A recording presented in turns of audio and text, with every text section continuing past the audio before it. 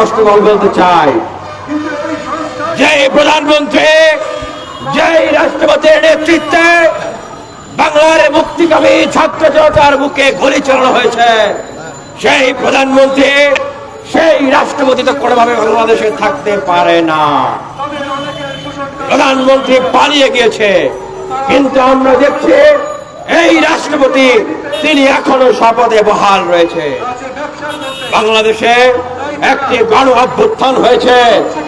আমরা আন্দোলনকারী ছাত্ররা, আমরা জনতারা এক বুক আশা নিয়েছিলাম বাংলাদেশে আমরা একটি বিপ্লব সাধন করব।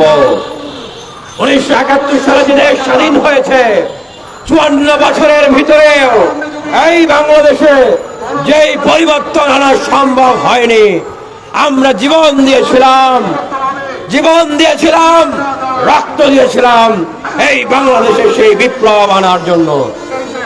কিন্তু এই চুপ্পু সাহেবের কাছে শপথ নিয়ে সেই বিপ্লবী সরকারের স্বপ্ন আমাদের আর পূরণ হয়নি।